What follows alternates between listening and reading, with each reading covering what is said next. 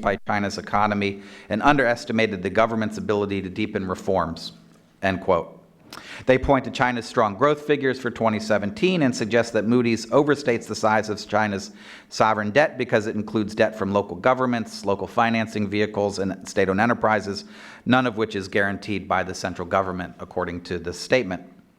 Now, just yesterday, a very well-known Chinese economist, Li Daokui, was speaking at the summer Davos meeting in Dalian, and he said in Chinese, and this is a rough translation of what he said in English, he said, "Doesn't Moody's just use 2 to 3 people who just received their MBAs 2 to 3 years ago to come to China and rate it? Do they really understand China?" Well, we're going to find out more today, and you all will be the judge. And you can give your own rating about the ratings business. Others have given, a mixed reaction to the downgrade, but this fits into part of the ongoing debate about the health of the Chinese economy and the sustainability of its governance approach. The Chinese government itself has said that it must restructure the economy and shore up the financial system. And some analysts think they've made progress, while others think the situation is getting worse. It's not only a lack of consensus that we face, but in some ways they're diametrically opposed opinions.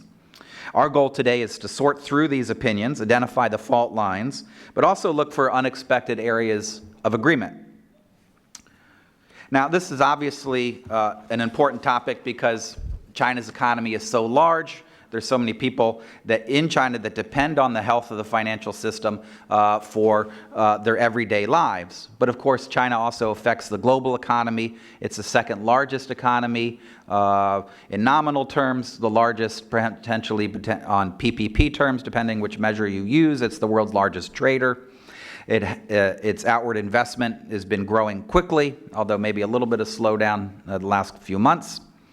There are already huge trade and direct investment linkages between China and the United States, and the possibility of growing financial ties with portfolio investment between the United States and China is quite likely. In addition, understanding China's credit risks affects how we ought to engage with China.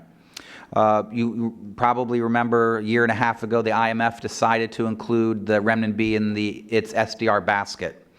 And then just a couple weeks ago, the MSCI included the A shares in two of its indices. So those changes are probably, ought to take into account China's credit risks and those that invest. Whether it's your grandmother who's living in Iowa and thinking about her pension fund, or the U.S. government also needs to think about China's credit risks as it engages. So we're going to touch upon all these issues this morning. I want to introduce our speakers now. I'm going to hold off on introducing Logan more fully until he arrives, but let me introduce Elena and Nick to you. Elena is the chair of Moody's Macroeconomic Board, which is charged with developing the macroeconomic forecast for use in the ratings process throughout Moody's. This macroeconomic research feeds directly into Moody's sovereign ratings process, of which she has taken part for at least the last 7 to 8 years. She's been at Moody's for a decade altogether. She's a leading expert on sovereign defaults, although never defaulted herself, and the author of numerous Moody's publications.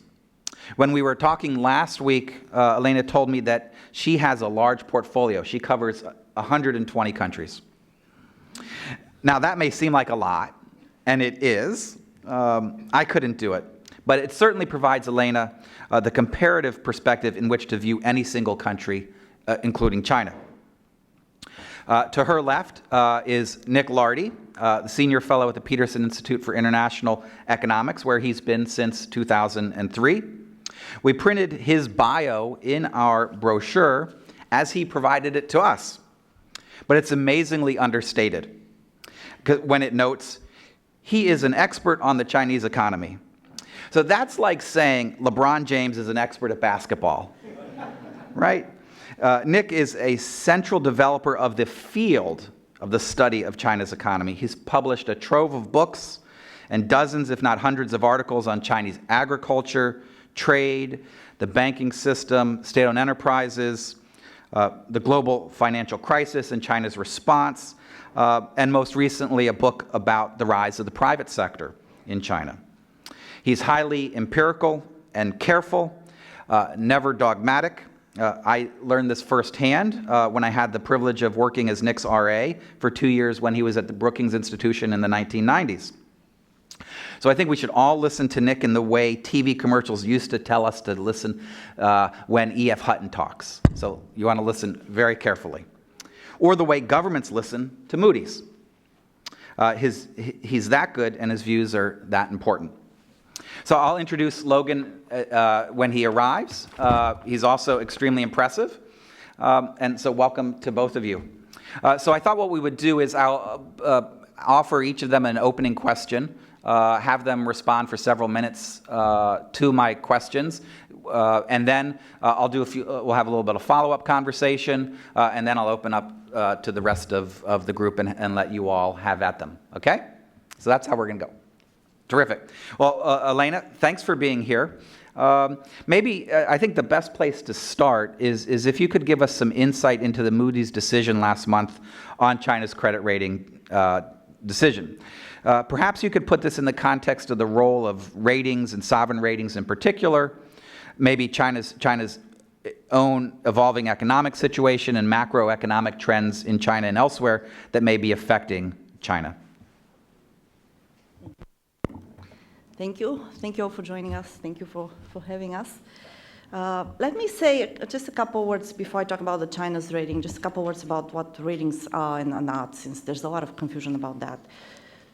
Moody's credit rating and sovereign ratings have a very narrow meaning, so they really refer to the government's ability and willingness to repay debt.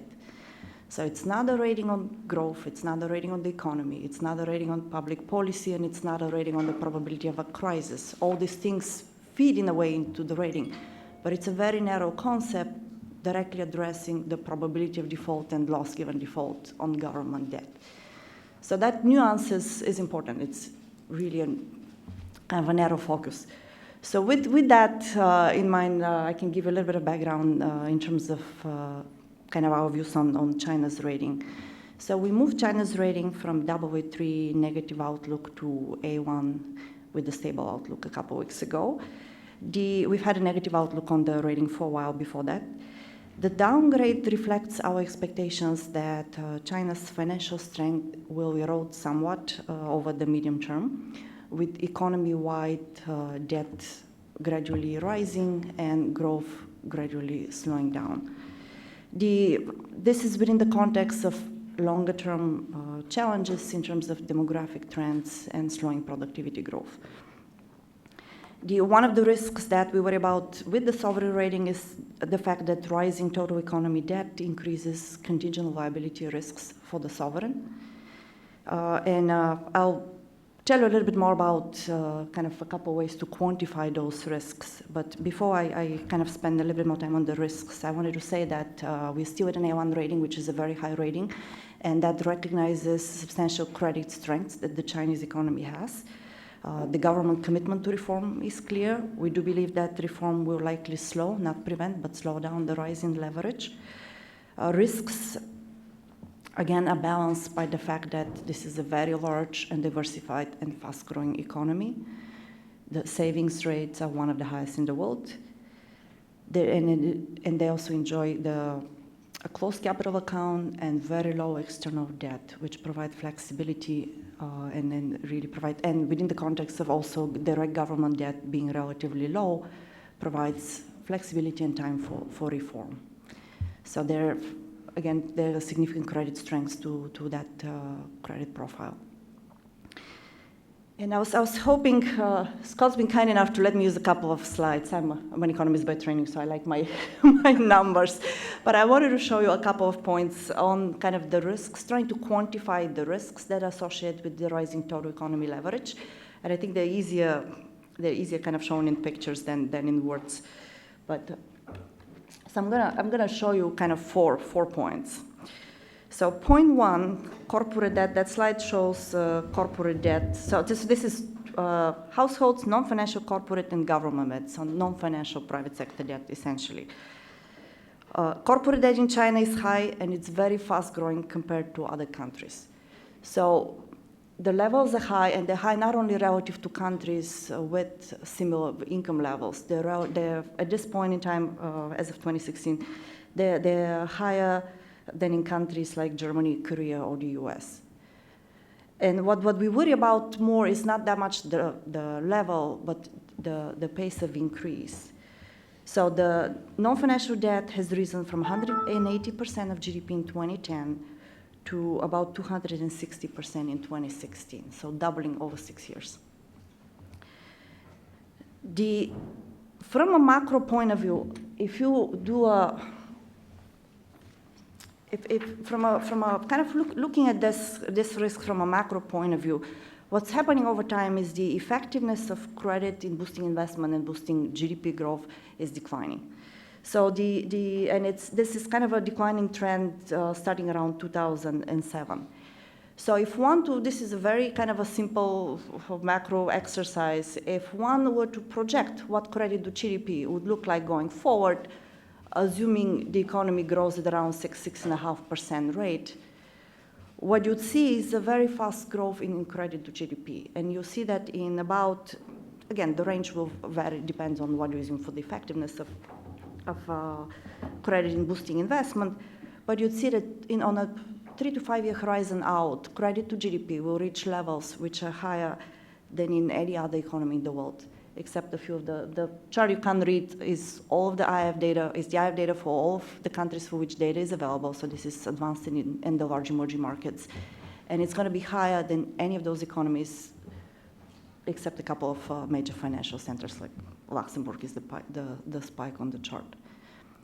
Now again, there's a range on whether you assume effectiveness of credit to GDP as of 2015 or as of a few years before that range will vary.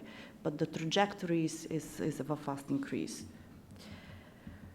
So my point 3, if you look at that risk from so my points 3 and 4, trying to look at that risk from the micro level. So this slide looks at the increase in trying to quantify essentially the exposure to the government from the rising corporate leverage. So if you one way to do it, there are various ways to do this. One way to do it is try to estimate what kind of potential recapitalization needs might be. And this doesn't imply that the government will do the recapitalization. It's just an exercise to figure out what the exposure is. And if you take a sample of SOEs, what we notice is that the leverage is generally in the corporate sector, leverage is concentrated into the SOE sector. And even within the SOE sector, it's concentrated within a fraction of the SOEs. So it's not widespread for the economy, but it's really in pockets. So if one takes the 10% of the most indebted SOEs and recapitalizes so that their leverage reaches median levels, that amount is something like 20 to 25% of GDP. So 20 to 25% of GDP compared to general government debt level slightly below 40%. It's a material amount. It's still manageable, but a material amount. So that's kind of one way to quantify what the stress in the economy is. The alternative way to do this, again from the micro level, is looking through the bank balance sheets.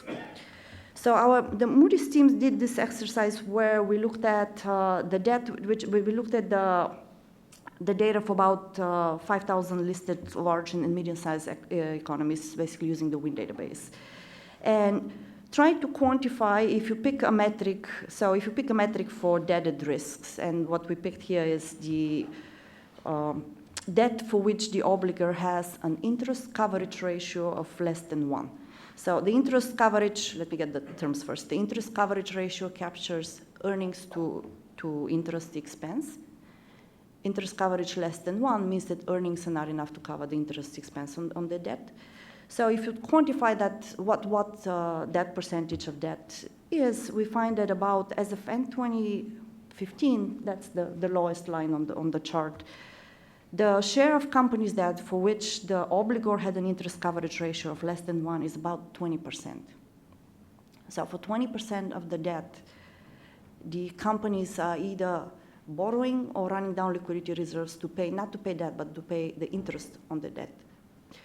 And what's worrying is not just the level. What's worrying is the fact that the trend is rising over time. So if you looked at that ratio 6 years ago, as of December 2010, that would have been 6-7%.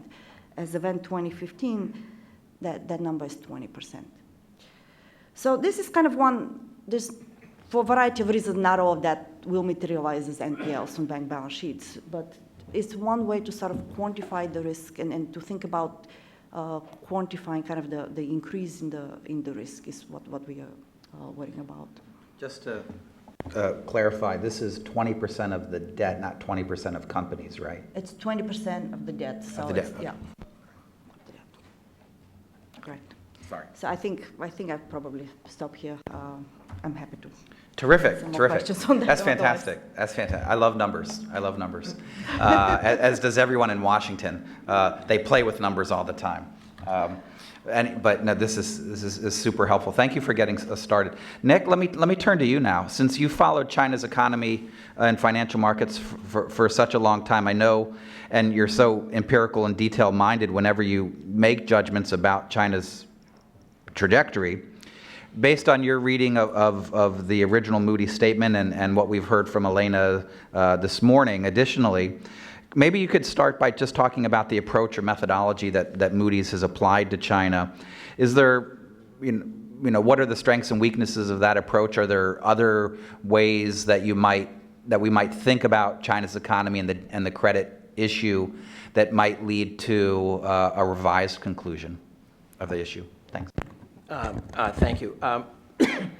I guess my main, one of my main points is that, and Elena did some of it, but I think we need to do more disaggregation. The headline numbers are certainly pretty scary in relative economies, but I think we need to disaggregate. And the second thing we need to do is to look, as she did in some of her slides, but was not in the material that came out at the time of the downgrade, is to look at the leverage ratio, that is debt relative to equity. And it's very striking. If you take the industrial sector, which is not as important as it used to be, but is still very important, and you look at the debt to equity ratio over the last decade, it has actually come down. It's lower today than it was in 2006. Now, that's an important indicator because, if I borrow more money than I did last year, but I'm much richer than I used to be, then maybe my debt to, equity is basically assets minus liabilities or net worth. It's not the market value of a listed company, but it's, looking at the balance sheet of the firm.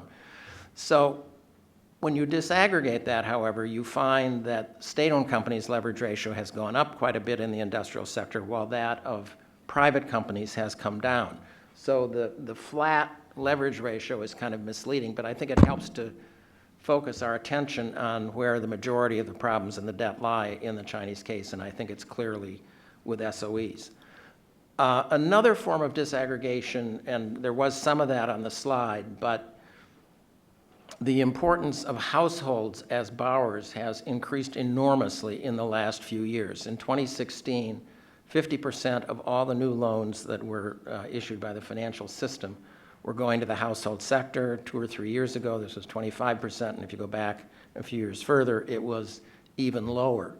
Well, that means that households were taking so much of the debt that the absolute amount of medium and long-term loans extended to the non-financial corporate sector actually declined by almost 20%. So there's a big change in the composition of the debt, and households have become much more important.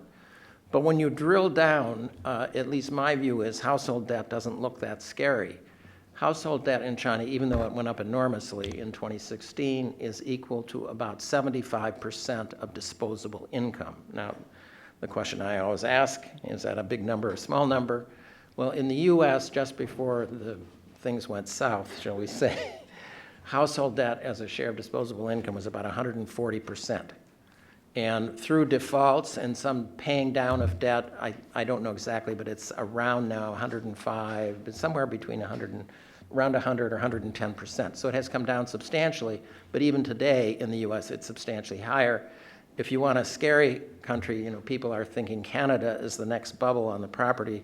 Household debt to GDP in Canada household debt to disposable income of households is about 170% today. So there's big increase in credit expansion, particularly in 2016, has gone to the household sector, but the household sector looks to be in reasonable shape. Most of the loans to households are mortgages. The loan-to-value ratio is relatively low. And the character of that market is very, very different than it was in the US. Substantial down payments are always required, sometimes quite high. There's no refinance. You can't say, hey, my property's appreciated 20%, I'm going to get a new mortgage and buy a fancy car or go on vacation or something like that. There are no home equity loans. So people start with fairly big down payments, and it has to be paid down. You can't take equity out along the way. And the other thing that's very important is, I think at least very important, but I'm not a banker, but I think it's very important that the loans that are being made stay on the books of the bank that makes the loans. The big problem in the US, of course, was that was not the case. The loans were extended, then they were put into packages and resold to other investors, and you had a lot of securitization. China has virtually no securitization of mortgages. I think it's like 3% of outstanding mortgages. All of securitization, which is car loans, bank loans, mortgage loans, is a teeny portion of the total amount of credit. So the structure of the system, I think, is somewhat more stable. So the household debt accounts for about a third of total debt. So if you take the 250 or 260 to GDP, well, you could say, well, maybe 90 percentage points of that is to households, and it's not a big risk, at least not yet. So I think it helps to disaggregate. I think it helps to look at state versus non-state. Maybe one other thing I'd say in my opening response to Scott is, at least in the documents that were provided, there was very little discussion of the ability to pay. Now, we did see some of that, I think, in the last slide, looking at the interest coverage ratio, which is very important. But it ended in 2015. 2015 was a complete disaster for Chinese state-owned companies. Profits of state-owned companies in 2015, compared to the previous year, declined by 22%, hit a low of only 1.1 trillion. That would have been a very good time for a downgrade because debt was going up rapidly. It was still largely going to the corporate sector, and a very large share of the debt is to SOEs, and their profitability was declining, and you can see it in the interest coverage ratio, 1 or less, that number was going up.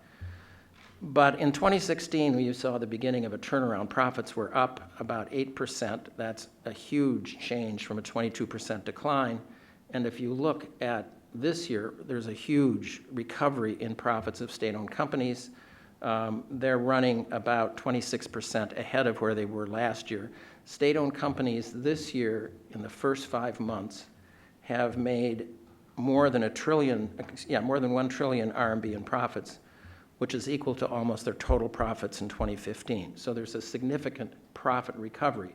So I would have thought it would be better to downgrade China back in 2015 when profits were collapsing, growth of credit to state-owned companies was surging, rather than in 2017 when the growth of credit to state-owned companies was declining significantly and their profitability was improving. So you should have done it sooner. Terrific. Yeah. So I think there's consensus. It's just a question of timing. That's what it. Let me be my best Logan that I can be, and put a question to both of you, which is, I think I would, if I could characterize, I'd say Elena's. And Moody's is concerned, but there's also, China also has significant strengths, which I think you both have complex sentences. It's sort of like which order of the sentence you can talk about the risks, but then you say there's strengths. I think Nick says, yes, there's risks, but I think we're beyond what the, maybe from a cyclical perspective, what the worst problems were. So, when I look at the writings of folks who are more concerned, there's several things that they bring up, which I was hoping maybe you all could touch upon. The first has to do with the rise of alternative types of financing in China. If not securitization, other types of off-balance sheet types of finance. Wealth management products is the most famous, but trusted loans, the rise of Alipay, Tencent apps, online banking, other types of things, which are perhaps harder to track. And so there's a question of do the regulators know actually the size of the problem? And because you have this variety of financial of credit, it's less easier to manage than when everything flowed primarily through a few big banks. So that's one thing that some folks mention. And I guess the consequence of that is it might not be about the long term versus short term. It may be there's even things in the short term which are risky, which may be hard to get a handle on. I guess another related issue has to do with the guarantee from the state. And I think part of the Moody's analysis is that there is an implicit guarantee, even if not an explicit guarantee in law in China. But this seems to be changing, right? It seems that the government is trying to establish new rules of the road and a new norm that corporate debt is corporate debt, government debt is government debt. And if corporates can't manage it, it's tough for them. But since we're in a period of transition, that creates a potential mix of conflicting expectations where corporate issuers and borrowers think that the government will follow the old practices, but the government won't. And so you have it's moral hazard, but it's also the hazard of moral hazard, of changing the moral hazard. So I wonder. So those are a couple things. The third gets to the last point Nick made, which is about SOE profits. And I think there's a question about whether those are genuine profits based on improved efficiency, productivity, stronger market conditions, or the product of stimulus, government support for projects, funding money into high tech, into additional infrastructure, the Belt and Road. And so this is sort of a government-created period of improvement, perhaps thinking about the 19th Party Congress and wanting things to look happier right now. So in trying to be as dour as I possibly can, but I'm always sunny and happy. What are those type of risks? How would you all respond to those as challenges the system faces?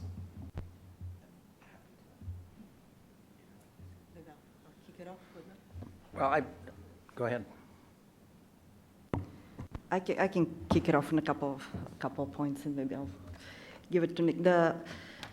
So on the short-term, long-term trade-off, I think in terms of the rating, we manage the rating in a kind of through the cycle approach. So we don't really look to the short-term fluctuations. You're going to have short-term fluctuations in growth and in government metrics. We really look on a medium-term horizon, and we try to think through what the strengths or the risks are through a longer-term horizon, through several years going forward. So the growth has picked up in China. Q1 numbers were really good growth, supported part by kind of China developments, part by the global economic environment is really much stronger, has been much stronger. First quarter, it seems to continue to be stronger second quarter. So that will support growth in China, support global growth as well. Trade has picked up, which will again support China, both growth at the macro level and the profits of enterprises. So the issue is that in China, there's a kind of an inherent balance that has to be struck between supporting very high growth levels and maintaining kind of economic and social stability against deleveraging the SOE sector. So that balance requires if you deleverage, in a normal economy, if you deleverage SOEs too fast, growth will suffer. So there's a balance that has to be struck between a desire to maintain growth at a relatively stable and strong pace versus deleveraging the SOE sector for too long. So I think you have this inherent kind of balance to be struck between maintaining growth versus controlling leverage, the rising leverage. So that's kind of the risk that we are concerned about, and that risk is there even if you assume relatively strong kind of underlying growth for a few years out. So it's not driven, kind of our rating decision is not driven by kind of the last quarter's developments. I think I have maybe a couple points on the SOEs, but in terms of the guarantees, we do view as as a lot of the debt is in the SOE sector. The SOE sector has explicit or implicit government support. So we do view increasing debt level as increasing contingent liabilities for the government. We are seeing the government letting more corporates default. So there have been a few more. There's been a bit of a pickup. There's still relatively few, but there's been a bit of a pickup in corporate defaults relative to the past. But even with so we do expect them to kind of provide support, perhaps in a slightly less pace than they did in the past. But we don't expect, I should be clear about that, we don't expect a wave of corporate defaults in China. We don't think, we think that will be destabilizing for the economy. We don't expect the kind of, the authorities to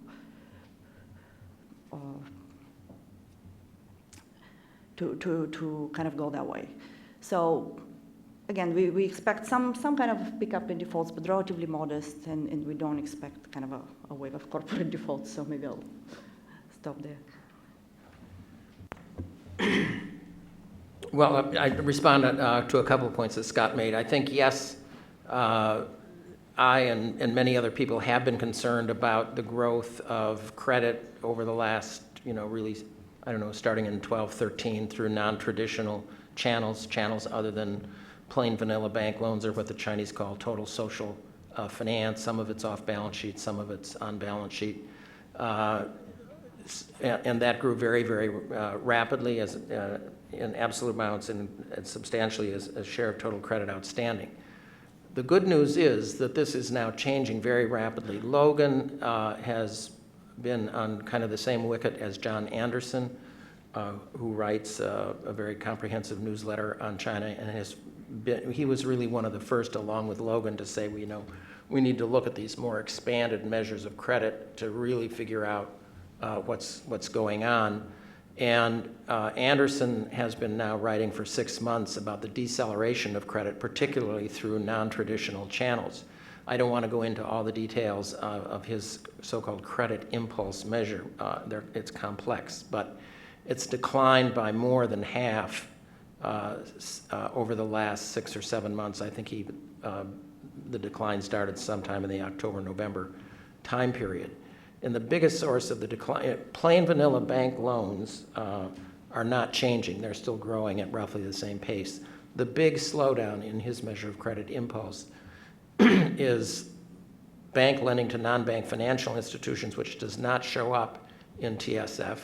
And then those non-bank financial institutions, issue wealth management products and do all these other things that are much less well regulated and inherently have a lot more risk. So his measure of credit impulse has declined by half, and about 2/3 of that decline is because the slowdown in lending to non-bank financial institutions. Another interesting metric is that the amount of credit that's being intermediated through the interbank market has also declined very substantially. The interbank market has been a mechanism for smaller banks to source funds for their lending, and bigger banks that have much more liquidity on lend in that market, and the smaller banks tend to borrow in that market. And interbank activity is declining substantially, and the central bank has raised or forced up interest rates in that market.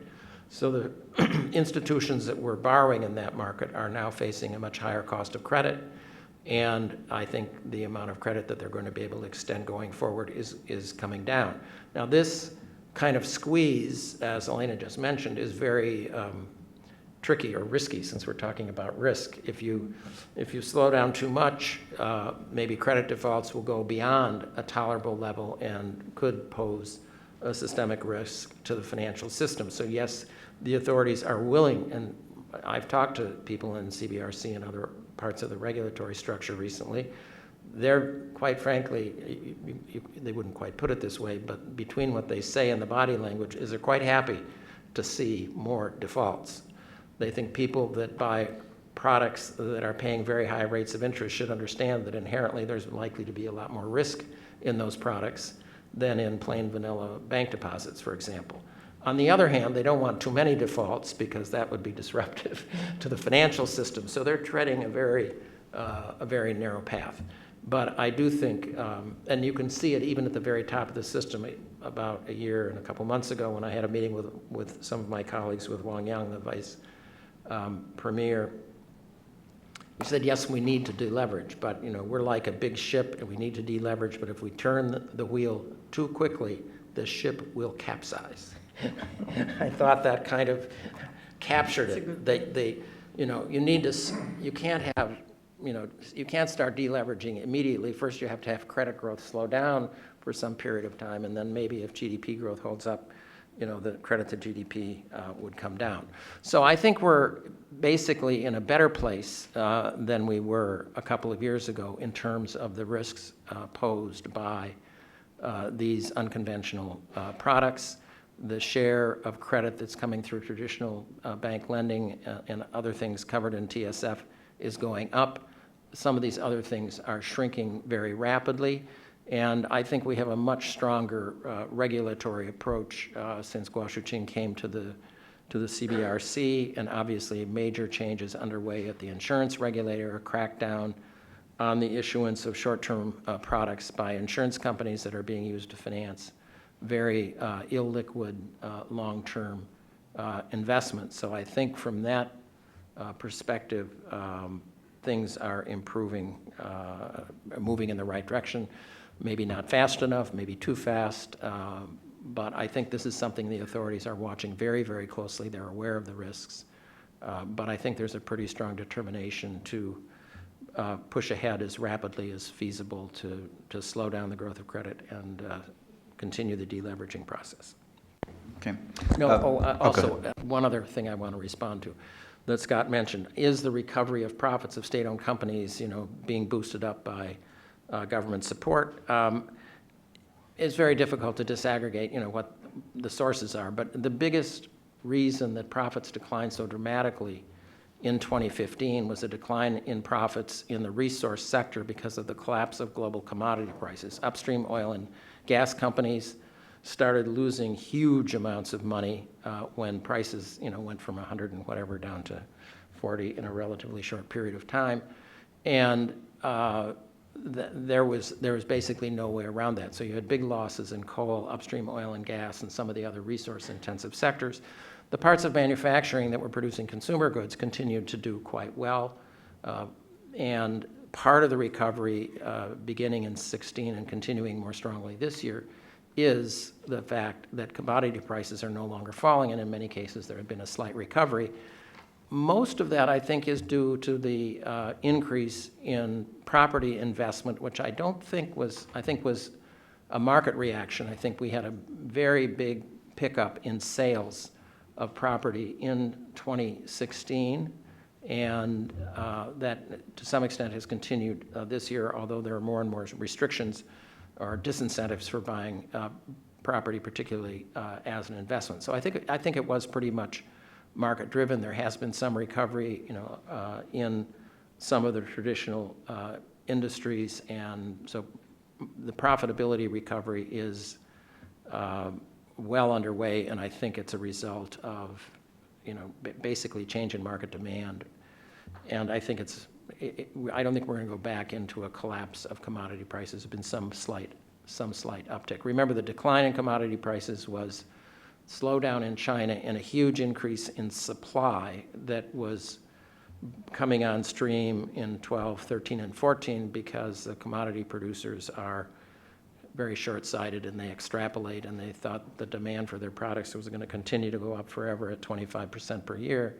And when it went to 5%, the prices declined sharply. Thanks a lot, both, for tackling those questions about the downside risks. Let me just ask one more question and then throw it open to the audience about and trying to think about China's credit risks in comparative perspective. Both of you have already done that to some extent, but I'd like to just sort of push on that a little bit more on two types of scenarios that people have talked about. And I'm going to go actually first to one scenario that Nick wrote about, I think in 2004, when you wrote a paper called China's Long Landing, where you expected a big possibility would be if China doesn't reform its economy effectively, it's unlikely to face a short-term crisis, but it could gradually slow down. And I think the frame of reference at that point was with Japan, and a lot of people talk about Japan being as a potential model, although given China's current level of per capita income, if it were to start to level off, it's leveling off earlier than Japan did in terms of overall wealth levels, so then it might be more like Thailand or Brazil or something like that, so looking long term. The other comparative context is if we just think about other countries with this level of debt to GDP that have gone through a crisis. And what is life like? Is it Andy Xie, who was with Morgan Stanley, spoke here about 7 or 8 months ago at an event that we had, and he said, a crisis is coming, and I can't wait. He was looking forward to it because Andy thinks a crisis would be a good house cleaning. And that you would see much better governance in the corporate sector and the government if you did. So what is the comparative perspective of other countries that have gone through that? And should we really not want a crisis because the downside problems when you come out of it are just so dangerous that you wouldn't want to, and so preventing one, even if it means enough stimulus or enough, avoiding too many defaults, that's a better outcome than going through a full blown out crisis. So if you guys could speak to both of those different potential scenarios. Maybe start with Nick. Well, at one level, I agree with Andy. I mean, if you go back and look at, what happened in the late 90s and early 2000s, by some metrics it was a crisis, by others it was not. And it ushered in a period of extremely strong economic growth. The banks were recapitalized. The tail of the worst performing companies, mostly state companies, disappeared one way or another. And so you had a huge increase in productivity in the state sector and very, very strong growth, which was, of course, reinforced by the fact that in the second half of the 90s, China was dramatically cutting its tariffs in order to qualify for membership in the WTO. That plus the downsizing of SOEs, made a much more competitive environment, and so you had very substantial improvements, whether measured by return on assets or total factor productivity growth. So if it's a crisis that involves a big state, a recapitalization of the banks, which, people variously estimated at that time was 20 to 30% of GDP, that kind of a crisis, I think, could be good. The heavy qualifier is you can't just recapitalize the banks. You've got to get rid of the deadbeat borrowers. Otherwise, the problem just comes back. And that's why, in my remarks, I put so much emphasis on state-owned companies, because I do believe that, every metric we have shows that their performance is miserable on average compared to private companies. They do account for about something close to 30 trillion in the credit outstanding, which is about 15% of the credit. And if those borrowers don't disappear or aren't taken over by more effective companies, then the recapitalization will be wasted money. So I think in theory they should be in a much stronger position to do this today. Remember back at the time of the Zhurongji reforms, state-owned companies accounted for more than 50% of employment. Today, they're down to around 10% of employment. So the social costs of reducing the number of state companies presumably would be relatively less. You know, there are various estimates of the number of people that lost their jobs in state companies back in that downsizing, something in the neighborhood of 30 to 35 million. Well, state-owned companies today are, in total, are only employing about 45 million people. So, as I thought Elena's graph very effectively pointed out, it's about the 10% tail that has 25% of the loans outstanding. They're probably the ones that have pre-tax profits that are less than their interest costs. They're borrowing to pay their interest or to help pay their wage bill or other production costs. So you have to do two things. You have to change the nature of the financial system, and you also have to have a great deal more competition in the real economy that leads less effective firms to exit.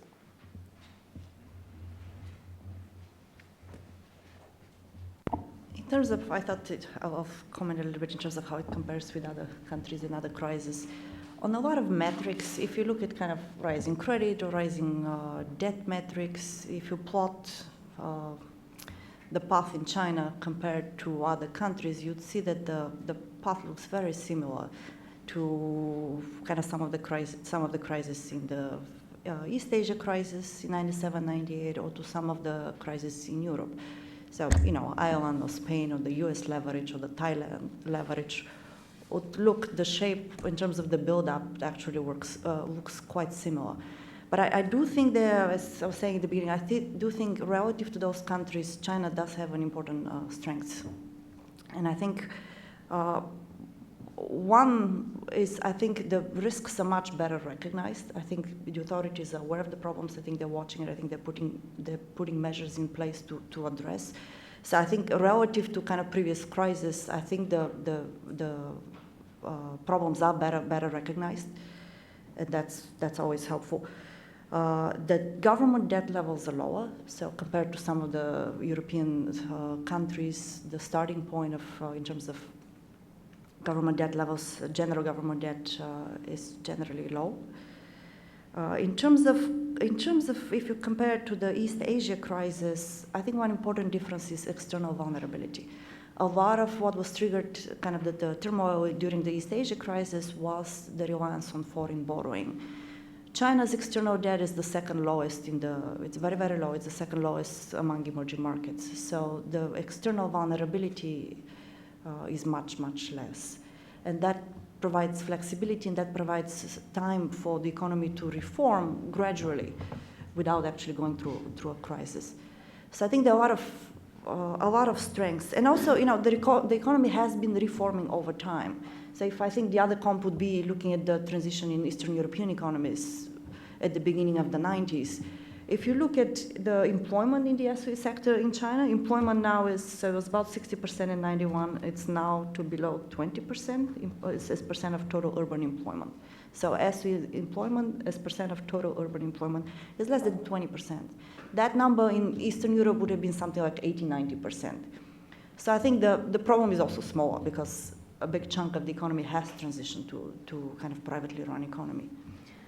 So I think that would argue for kind of, you know, giving time to reform. And we generally view the shorter term risks in terms of, you know, market volatility and some of the things that we saw last year and the year before. We think the shorter term risks in terms of kind of sudden collapsing growth more than expected have receded. We do think the longer term risks are there, but we do think that the credit strengths actually will provide time for reform. It's a question of how fast reform implementation takes place. Thanks, both of you. That's super helpful. All right, we're going to turn things over to the audience right now. We have some assistants here who have microphones. So I'll call on you. If you would identify yourself, your name and your institution, and then ask a question and keep your question to a question that is relatively short. So we'll start here in the front, and then we'll come back. So all the way up here in the front, Michael.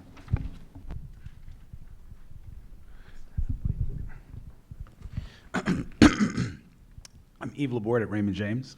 So the question would be, outside of the many issues, concerns that you discussed, this is for Nick, that you discussed here today, are there certain catalysts that keep the key people in China up at night that you haven't covered, that may not be in the data, but things that you haven't covered today that we should be thinking about? And then second of all, when you mentioned the SOEs, which one of those SOEs are the actual really productive and profitable ones, in what sector, and which ones are not? Thank you. Well, I guess the first part of your question, I don't think I can give an answer to that. I think that particularly when you talk to the regulators in the financial sector, they are acutely aware of many, many, many problems. Sometimes their information isn't perfect, or they get information with a slight lag. But I think in general they're extremely well informed and see the risks, both obvious and hidden. And I think we have touched on some of those: the growth of credit through non-traditional channels, the maturity mismatches that were emerging, particularly on the part of insurance companies that were issuing a lot of short-term liabilities and buying very long-term, relatively illiquid assets. So I think they're pretty much aware of them. The second part of your question was on SOEs. I'm not an expert on the SOE sector, and I tend to look primarily at aggregate data that is released by either the Ministry of Finance or the National Bureau of Statistics. And I'll just give you my favorite current comparison. Based on official data, the return on assets of private companies last year was 11%, and state-owned companies, these are averages. State-owned companies were something in the neighborhood of about 2.9. So there's a massive gap. Now, within each of those, obviously, there's a distribution. There are probably some private companies that are losing money, and there are probably some state companies that are doing quite well. But I'm not kind of drilling down, and you can see it also in the listed companies. Listed companies' returns of state companies are higher than the average, so those you can disaggregate and see which ones are doing better than others. But that's only about 17 or 1,800 companies that are listed that are state-owned, and that's a part of the state-owned universe, but a relatively small part and not necessarily representative. Yeah, I can add on. I pulled the chart that I showed you about the debted risk. I pulled the sectoral distribution. So it's concentrated in steel and mining. So it's very related to what Nick was saying. It's related to the commodity prices stress. So it's concentrated. The steel is kind of the highest. If you take that debted risk concept where the obligor has earnings to interest expense ratio less than 1. So the highest is in the steel, followed by mining and coal, and then urban development. Urban development is infrastructure spending. So those are kind of the big stress pockets. And then everywhere else, the number is between 3 and 17%, so it's much lower everywhere else. So. But can I just clarify, is this for That's all steel companies or? So this should be SOEs. This is all SOEs, okay. Yeah, I mean, I guess I'm going to turn to take another question. Just one comment is one type of risk I didn't mention before that people is, in the 1990s, we talked about triangular debt, right? One company owing to another, and so you can't pay, and so you get kind of this domino effect. And so although debt is concentrated primarily and most obviously in certain sectors and certain types of firms, those firms are also connected to many other firms, perhaps through real estate and infrastructure development. And so it's possible, I guess, a chain reaction that if there's a problem in one, that it could slip to another or transfer to other industries. And so that's a potential source of systemic risk, I guess, that some folks worry about. I'll let you guys chew on that for a second. And we're going to come over to Oliver had his hand up before. You want to answer that? Okay, It's all right. important when you think about the steel and the mining sectors, usually where people think of where spare capacity in China is. And there's some, during the last year, there's some evidence that spare capacity is actually coming down. So if you look at assets in those sectors, if you look at kind of employment in those sectors, that has been coming down. So they're working through some of the spare capacity sectors. Okay, terrific. We're going to come right over here to Oliver, right in the middle. Thanks.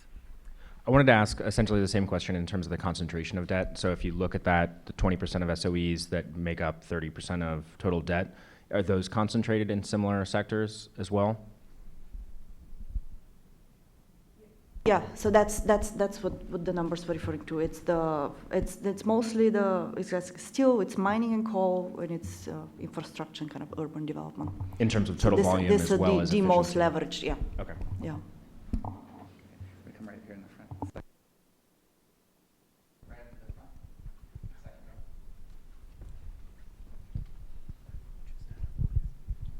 Hi, Joe Dixon from U.S. Treasury. You were talking about you were comparing countries across, comparing China to other countries in the past. One thing that you didn't mention was capital controls, and I was wondering how that affects when you do your analysis for Moody's. Does that affect the analysis for China and comparing it to others? Thanks. In the case of China, capital controls, we actually would view it as a credit strength because it allows capital essentially stays within the economy and allows, if anything, I think it allows time for reform within the economy. So I think, again, the low external vulnerability, the very low level of external borrowing, and the fact that the capital account is closed provides flexibility for reform. So it would be a credit positive for the sovereign.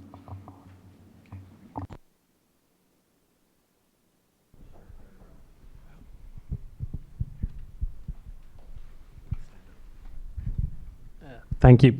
Benjamin Kreutzfeldt at SAIS Foreign Policy Institute.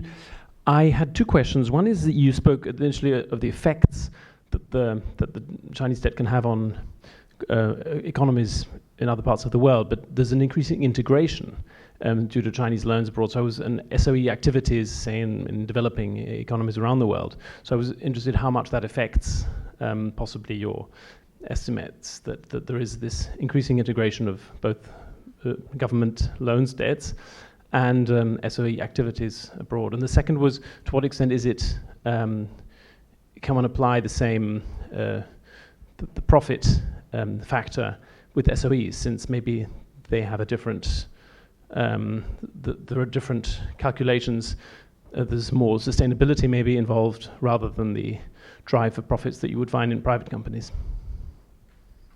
Thanks.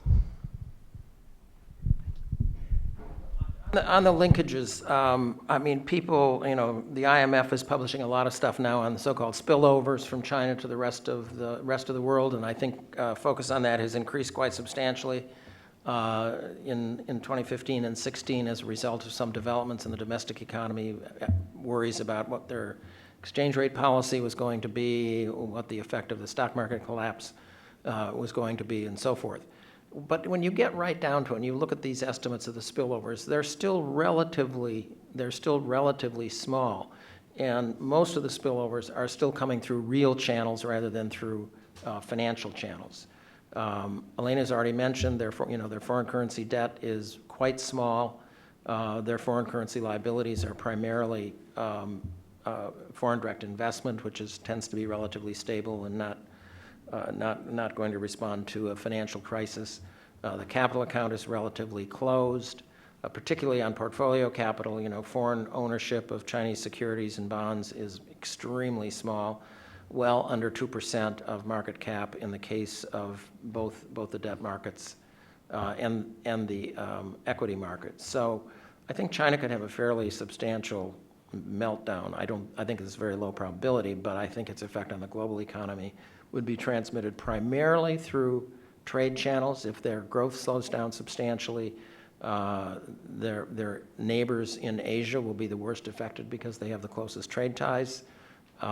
Europe and the US, obviously, much less. So I think we still are looking at an economy that's integrated primarily in trade terms, physical commodity flows, rather than financial integration. Obviously, that the financial component has increased. It's likely to increase further over time, but it's increasing pretty slowly. Yeah, I agree. I think it's primarily financial, and also if you think of bank lending exposures to China, bank lending is generally low. of other countries' bank lending to China. So the big chunk is trade. China is 10 to 15% of global exports and imports. So you're looking at, and then also China, trade within Asia is very closely integrated. So there's going to be a kind of a magnifier. It's not only exposure to China, it's going to be exposure to disrupted trade in Asia in generally, if there's a shock in China. So I think I agree with Nick, the trade channels, I think, are the biggest ones. Let me just do a two-finger on this, to this very good question, to ask about the alternative from policymakers' perspective. What are the risks of some changes? So as financial flows between China and the rest of the world aren't very large, particularly as a proportion of finance in China or elsewhere. Is there a risk? America has been pushing for China to open up its securities markets and eliminate quotas, and but there could be a risk for institutional investors if they put money in China, because then they'd be more directly related, connected to China's credit risks. Or China has been trying to issue more debt internationally abroad. It can do so in Europe. It still can't do so in the United States. Would the shift towards more financial linkages beyond trade and direct investment make the U.S. more exposed to the types of problems that we have in a fundamental way that would maybe give one pause to taking those kinds of steps? Or should that not really be a big consideration for us, whether we're government policymakers or institutional investors or folks like me with a couple nickels to spend?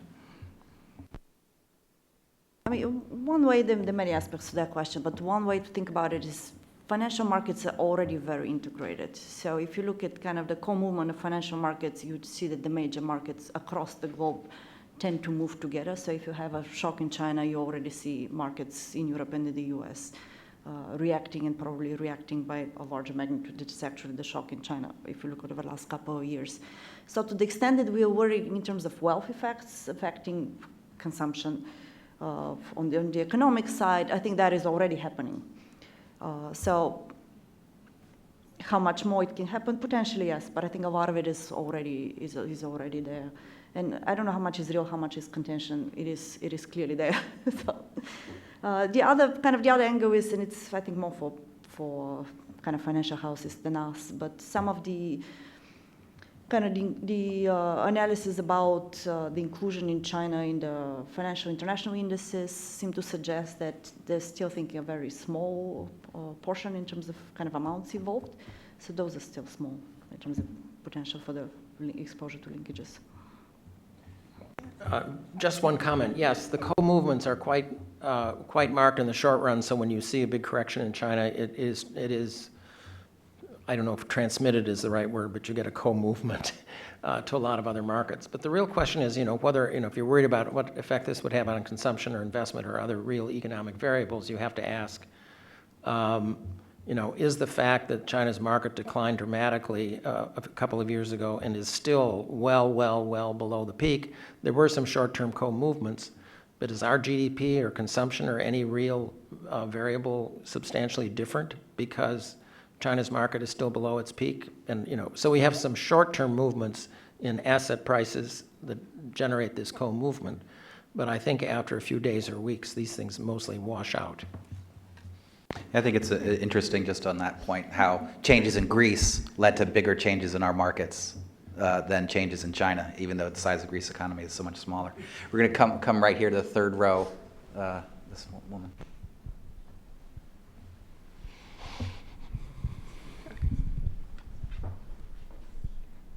Thank you. With the increased scrutiny on the insurance industry, I was wondering if you're worried about any unintended consequences, either for Chinese companies, foreign companies, or the Chinese economy as a whole. Thank you.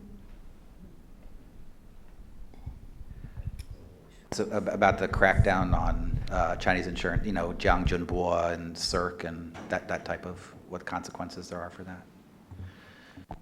Well, I think the medium and long-term consequences will be very positive. You'll get these insurance companies away from the kind of mismatch that I mentioned earlier. In the short term, there's going to be some stress. You know, and it could have international ramifications as well. How are they going to repay their short-term liabilities if they can't issue new products? I mean, this was kind of a Ponzi scheme on a fairly large scale. So some of these insurance companies could easily be under significant duress. They're not going to be able to sell quickly the assets that they purchased. So maybe the government will have to put in money. Maybe some of the, the prices of their shares will go down. Investors will lose money. There'll be defaults on their bonds. All of which is mostly good. Andy, yeah, okay, I think we have time for a few more questions. We'll come here in the third row.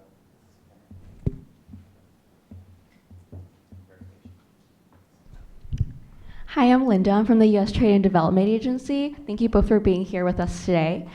So I have two brief questions. The first is that with the growing amount of household mortgage debt, it might not pose as much of a risk currently, but given the growing real estate bubble, do you see that becoming more of a risk in the future? And second, you both have alluded to non-performing loans. So how do you see China's financial sector and the government dealing with these deadweight loans in the medium and long term? Thank you.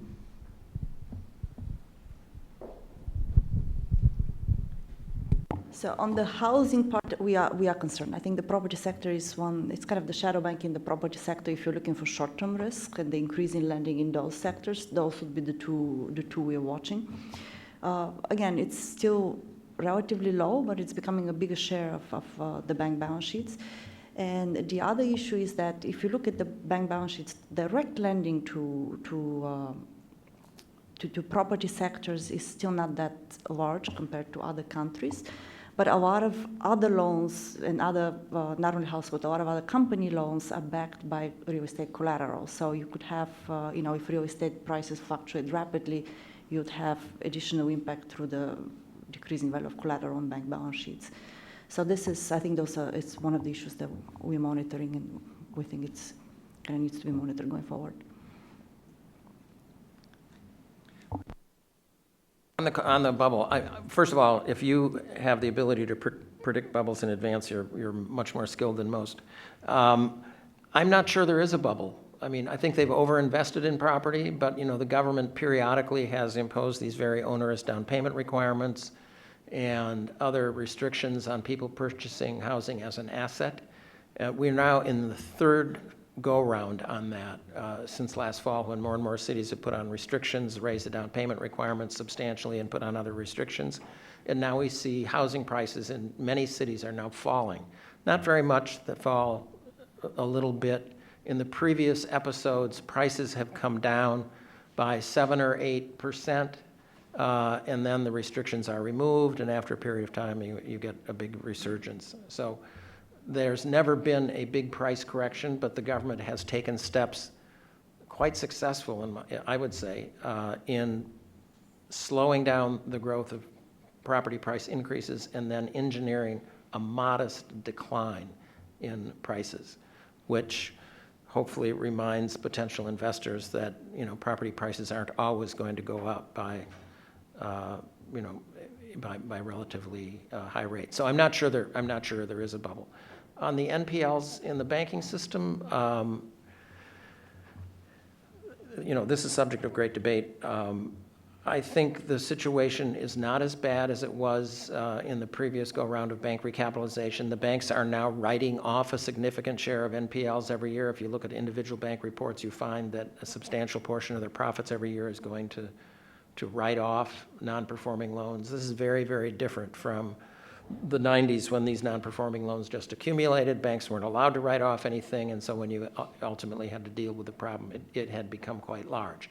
So I think this time around it will be somewhat smaller. Also, the last time around, banks had virtually no loan loss reserves. The Ministry of Finance would not allow them to set aside any funds for reserves, because that would reduce the profits that they reported, and it would reduce the tax that they paid.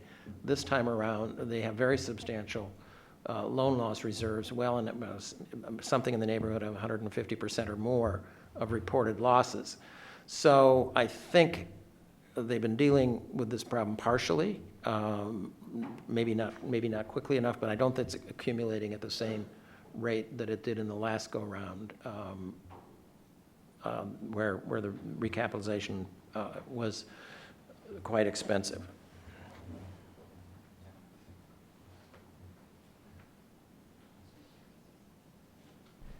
Thank you. My name is Al Cortez with the Department of State. This question is for Dr. Lardy, but I open up to any of you. You mentioned that the regulators are very well informed. Could you speak a little bit about the decision-making process? How empowered are they? If there is a crisis, is there a risk of a policy paralysis? Thank you. Well, there's always a risk of a policy paralysis, but the question is how high is it? Is very, very difficult to judge. My view would be that it's relatively low. I think we've seen in the past that they can make decisions and move fairly quickly when there are problems emerging in the financial sector. There have been lots of bank runs, for example, over the years. Those stop very quickly because there's a flood of liquidity into the banks that are having a problem. I think they have pretty good, granular data on what's going on in the banking and financial system. So in a crisis, I think the regulators can move fairly quickly. I mean, we always say, well, the central bank's not really independent. They have to get approval for everything from the State Council. And I think in general, that's probably true. They can't do certain things without pre-approval. But I think in the event of a crisis, they can move quite quickly. I would just add to that. I would agree generally that's the case. There is a debate going on within China right now about the structure of the regulatory system with regard to the financial sector. So you've got currently the central bank, the Securities Regulatory Commission, the Banking Regulatory Commission, the Insurance Regulatory Commission, all on essentially even playing with each other with separate. And I guess some people thought because they're regulated separately, they don't act strategically together. And so there's been a debate about whether you ought to create a super regulator for the financial system, either above all of those institutions or put the central bank on top of the others. And they've been debating that now for quite some time, and they've put off a meeting where they're supposed to announce that. So I think that, yes, in the daily activities of governance and even with a crisis, they are able to do okay, but I think there's a concern that they want to do much better, but they're having difficulty coming to a final decision on whether or not to change. Okay, we got time for one more question here, and come right up here in the front as well.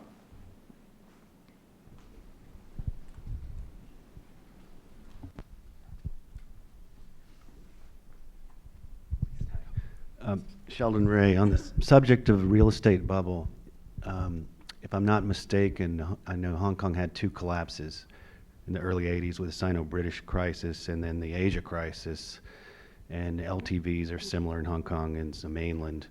And if I'm not mistaken, default rates peaked out at about 1.5% on residential loans, even though there were some years of negative equity in many cases. If properties tanked across the border 20%, would it be a similar situation on defaults?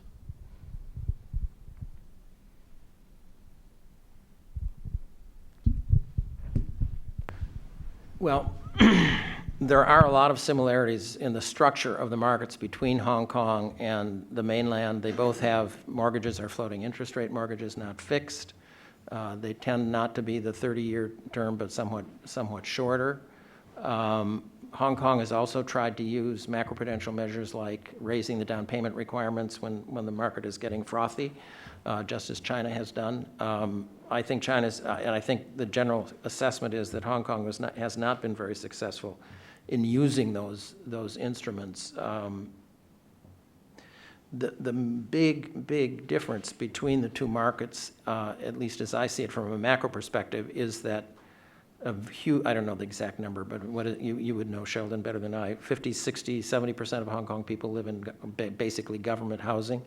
And in China, there's very, very little government housing, and about 75, 80% of the urban population is living in residences that they own. So what that means is the froth in the Hong Kong market is coming at the very, very top, where rich people are, spending millions more to buy that property at the peak. So it's a much broader market in China, so I'd expect less price volatility, and the loan-to-value ratios are, on average, something like 30% in China, which is extremely low. So if prices went down 20%, the average owner, not every owner, but the average owner is still going to be in positive equity. I think we've got time for one final question. This gentleman in the front's been very patient, as all of you have. Hi, thank you for being here with us. Sorry, my name is Luis Ferran. I'm from the U.S. Taiwan Business Council, and I wanted to ask, so China has the Belt and Road Initiative that's been running for a few years now. How would its increasing debt problem affect that, and the continuation of the policy, how would it help or affect negatively to the growing debt problem in China? Well, I don't think anybody can answer that question with any degree of confidence. I certainly think it is a risk. I think a lot, we have to start with, people keep talking about all this quote-unquote investment that's going into these countries. So China's investing almost nothing. They're lending a lot of money. In a few projects, they're making some equity investments, but it's mostly loans. And we don't really know the magnitude because the reporting on this is very fragmentary, incomplete. So obviously there are a lot of players involved. The China Development Bank would be the biggest, but we don't even know what the magnitude of money that's being lent. People throw around numbers like 1 trillion over 10 years, but then you hear some other numbers for more recently, but you're not sure whether it's loan commitments or money that's actually been dispersed or money that will be dispersed in the short run. So we don't know very much about the magnitude of the exposure. It's obviously not very big yet, I would say, relative to the assets of the Chinese banking system, but it's growing and is likely to grow significantly. So the other question is, how good are the projects that they're investing in? Are they likely to generate returns? Are the countries that are doing the borrowing likely to be able to repay? Many of the loans do have government guarantees, so the recipient country government is guaranteeing the loan that is going to a project to, whether it's a road or electric power station or some other type of infrastructure. I think the biggest concern is Pakistan, where the total commitments are going to be something in the neighborhood of 50 billion, and the Pakistani government is not exactly in the best shape to service those loans. And some of the projects that are being undertaken will not generate positive returns for quite a long time. Jane Perlez wrote this very interesting article a few weeks ago about the road from the Chinese border with Laos to Vientiane. There was a credit assessment of that project, Scott will be interested in this, by a Chinese company that said categorically they're going to lose money for the first 11 years. So, maybe the government can repay the loans from normal fiscal revenues if the project itself isn't generating sufficient cash flow. They went on to say that eventually, when they build the rail from Vientiane to Bangkok and then it goes down, there will be a lot more traffic and it could make money, but that second link isn't going to be built for 11 years. So when the railroad's just going to Vientiane, there's not going to be enough traffic to generate returns, and it's a very, very expensive project, dozens and dozens of tunnels and bridges. It's in very challenging, shall we say, terrain, so it's going to be a very high-cost project to build. And the traffic from China to Vientiane is not expected to be very great. Well, we've had a terrific discussion. I think if I could summarize the points that have been made, I think the first and the most important is disaggregate. Don't just look at the headline number, because that only tells you a very small part of the story. That you need to look both at the where debt is located, what's going on in the SOE sector in different industries, And I guess secondly, China does have some risks, still some very significant risks, which explains the recent downgrade. So its economy is not perfect by any means. And some of those risks are international, not huge exposure, but there's some types of ways that can be transmitted or co-shared, or I forget the specific words that you used, but nevertheless, we all are connected to these risks in some way. But China also, I guess the third point is China also has significant strengths in its economy, in the awareness of the challenge and growth, deposits, and the limited securitization. So there are reasons to be worried, but also reasons not to be absolutely alarmist. And there's maybe some recent trends which show some improvement. And maybe as we get more data, we'll be able to work over those numbers and come up with an even better sense of where we are in 2017. Usually we don't advertise future events, but because we have a long weekend coming up, I'll just mention a week from Thursday, and this gets to the Belt and Road question. The chairman of the U.S. Exim Bank will be speaking here at CSIS on the U.S. Exim Bank and also the competitive landscape in export financing with a big focus on China. The same day in the afternoon, we will be releasing a large report on U.S.-China relations, which contributed by many think tanks from Washington and New York, with also Chinese contributors as well here. Both of those events are advertised on our website. Let me finally say thank you to our terrific staff who put the event on today, did a wonderful job. Let me say a non-thank you to Amtrak for what it's done in making it so we didn't have a full panel here today. I will say that Logan and his colleague Dan Rosen at the Rhodium Group are going to be launching a project in cooperation with our program on China's financial markets. So you didn't hear from Logan today, but you will hear from him in the future in cooperation with CSIS. Finally, let me thank Elena and Nick for contributing so much to our understanding of where China sits today and where it's likely to be headed down the road. We learned a lot, and so thank you very much.